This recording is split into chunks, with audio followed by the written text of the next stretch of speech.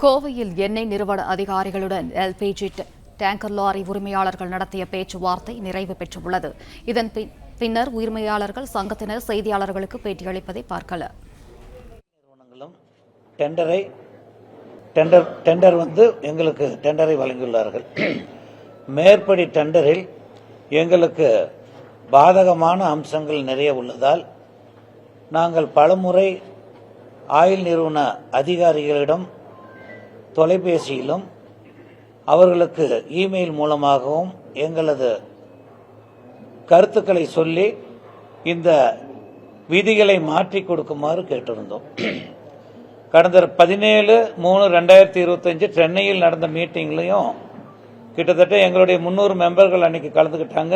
அந்த கலந்தாலோசனை கூட்டத்திலையும் எங்களுக்கு விதிமுறைகளை மாற்றும் வரை நீங்கள் சீக்கிரம் செய்து கொடுக்குமாறு நாங்கள் கேட்கும்போது 24ஆம் தேதிக்குள்ள விதிமுறைகளை மாற்றி கொடுப்போம் என உறுதியளித்தார்கள். ஆனால் நேற்றுதான் அந்த விதிமுறைகளை மாற்றினார்கள். ஆனால் அந்த விதிமுறைகள் எங்களுடைய டிரான்ஸ்போர்ட் உரிமையாளர்களுக்கு ஏற்புடையதாக இல்லை.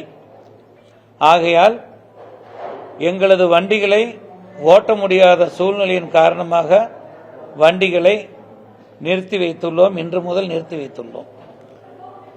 அதன் காரணமாக மும்பையிலிருந்து 3 ஆயில் நிறுவன உயர் அதிகாரிகளும் இன்று எங்களுடன் பேச்சுவார்த்தை நடத்துவதற்காக மாலை 4 மணியிலிருந்து பேச்சுவார்த்தை தொடங்கியது. பேச்சுவார்த்தையில் பெரிய முன்னேற்றம் இல்லை. நாங்கள் மும்பை சென்று எனக்கு மேல் இருக்கிற மார்க்கெட்டிங் டைரக்டர் அவர்களிடம் கேட்டு இந்த கண்டிஷன்களை மாற்றுவதற்கு முயற்சி செய்கிறோம். பிளே ஸ்டோர் மற்றும் ஆப் ஸ்டோரில் இருந்து பாலிமர் செயலியை QR கோடு மூலம் பதிவிறக்கம் செய்யுங்கள். செய்திகளை உடனுக்குடன் பெறுங்கள்.